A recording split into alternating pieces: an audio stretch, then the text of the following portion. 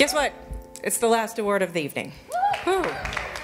My name is Joanne Spencer, and let's take a look at the nominees for Outstanding Performance.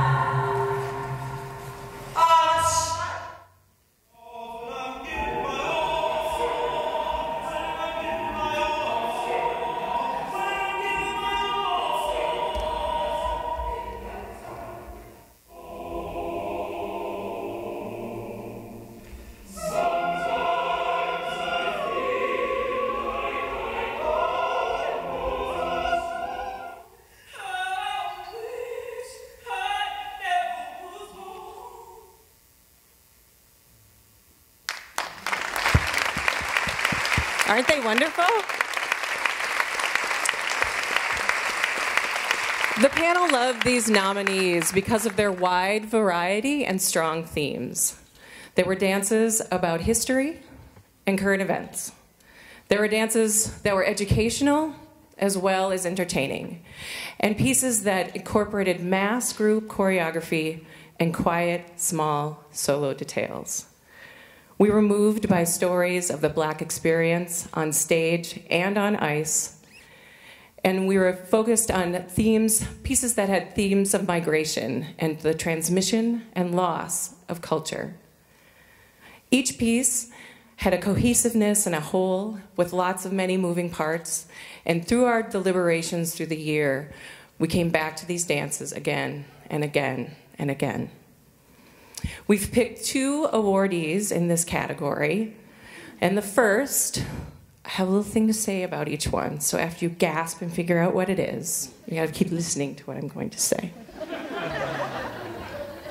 I've practiced.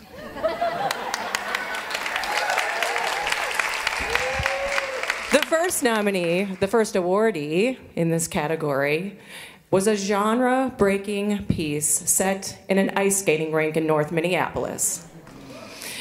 We were moved and overwhelmed by stories that focused on the Black experience in modern-day Minnesota. This piece, the audience felt connected while they sat in the audience across socio and economic lines, and it brought in an audience that had never seen dance before, let alone dance like this.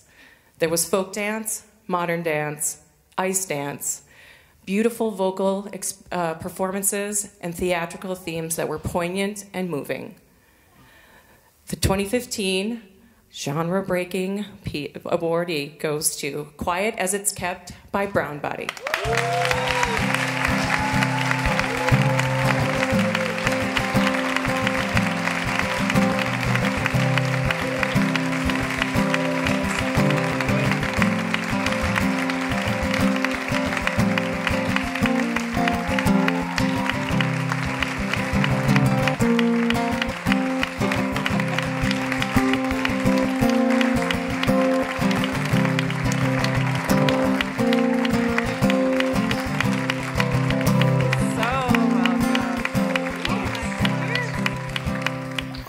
my goodness, I don't know what to say. I kept on saying that it was honor enough to even be nominated and recognized, and so I thank the panel. I know you guys worked really, really hard, and I thank the support of the Twin Cities dance community, because I perceive that what Brownbody does, what we're trying to do, is kind of this obscure thing that's kind of on the peripheries, combining all these different genres, but to be recognized like this is really, really overwhelming. So thank you. Real quick, I have to just say a couple of other thank yous. I want to thank, she's not here, but Thomasina Petrus. She was the vocalist. Amazing. Co-conceptualist. The piece definitely would not have been what it was without her, so I want to thank her. I also want to thank my family, they're back there, for all their support and hours of work, and me being all emotional and up and down, and I don't know if this can happen, and all the drama. So I also would like to thank those that supported the production, those that came out and sat in cold Victory Memorial Ice Arena. I know it was cold. We tried to get people to bring their winter coats, but it was 80 degrees in May. So thank you. And I also want to thank.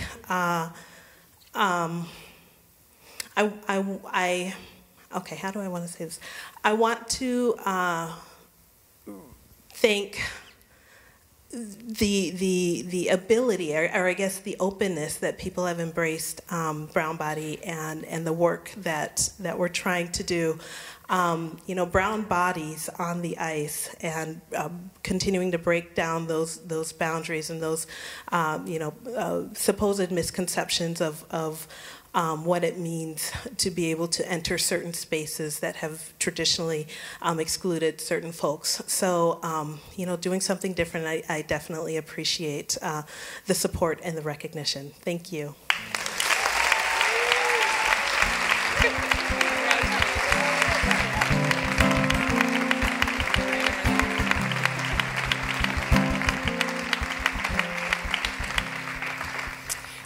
The second award in this category, and the final award of the evening, goes to, and again, gasp and then listen. Gasp, listen. To an evening 40 years in the making that reconstructed the work of 4 choreographers lost to AIDS in the late 80s and early 90s. As the panelists sat in the audience, in that energized O'Shaughnessy audience, we felt so connected to the families of the deceased who were gathered in the audience. We felt connected to the many, many dancers in Zoe Seeley's Minnesota Jazz Dance Company who had danced for her throughout the years. But most of all, we felt connected to the dance on stage that came through loud and clear through the decades and moved us and was fresh and relevant and as poignant today as it was 30 and 20 years ago when they were created. It is my great pleasure. Oh, I had one more thing to say. It was truly a celebration of humanity, and those of us that work in dance, it was a perfect expression of humanity through dance. It is my perfect pleasure to present the 2015 Sage Award for Outstanding Performance to Lost Voices in Jazz, the choreographers of the Minnesota Jazz Dance Company, curated by Karla Grotting, and produced by Eclectic Ensemble.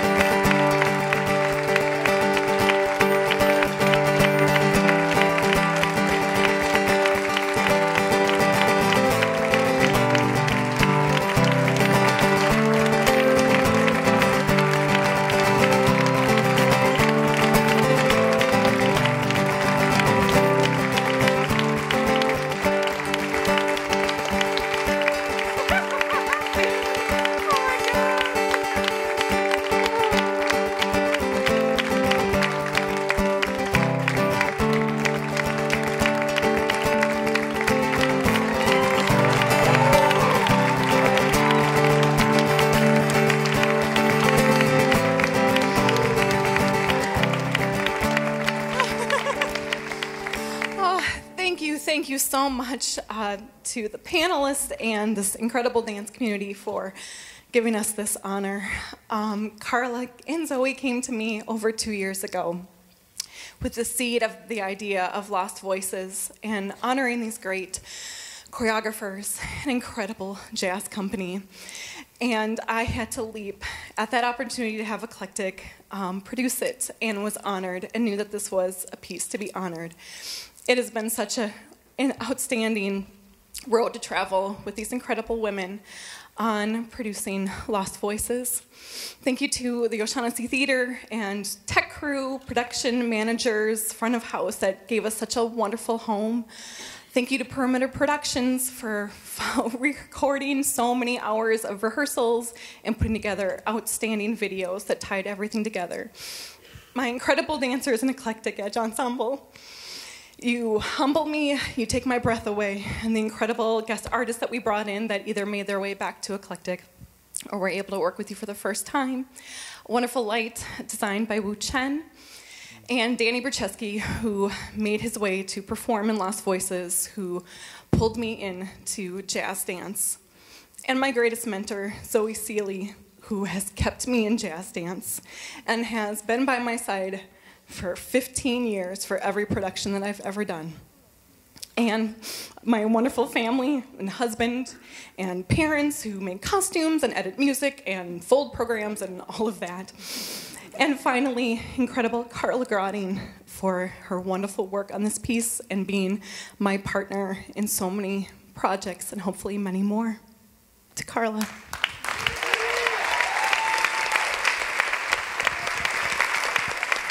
I have a few thank yous too, but I wrote mine down. Lost Voices has been a labor of love, and I'm so grateful for each and every artist who brought their commitment to making this impossible show happen. And I'm grateful for the panel, for its recognition, and for those of you who supported and came to see a show about pieces by dead choreographers from a defunct jazz dance company. I was just not really sure it was going to go.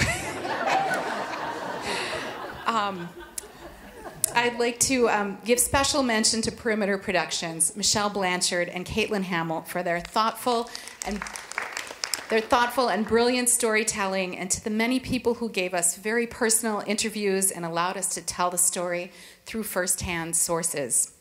To Kara Sloss, right back at ya, and her wonderful Eclectic Edge Ensemble for believing in this dream and partnering with me in this from the very first grant we wrote until the very last piece of the production.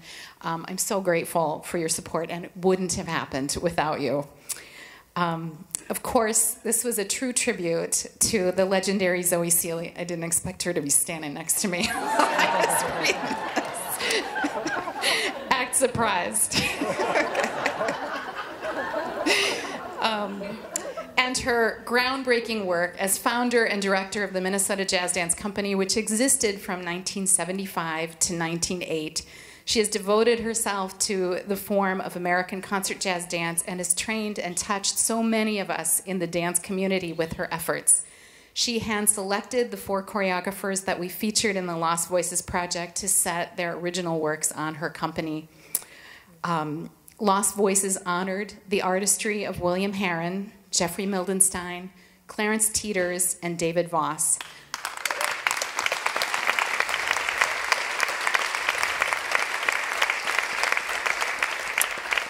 They were 4 immensely talented dancer, teacher, choreographers who each left a remarkable legacy, influencing so many dancers in their wake. They were lost to AIDS during the horrific American AIDS epidemic of the 1980s and 90s.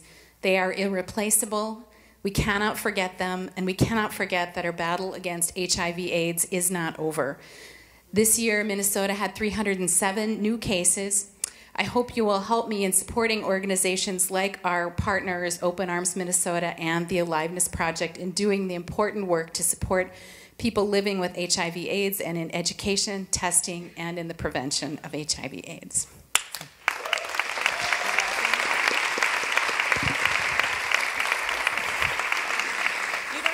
Thanks to this woman, I'm standing up here.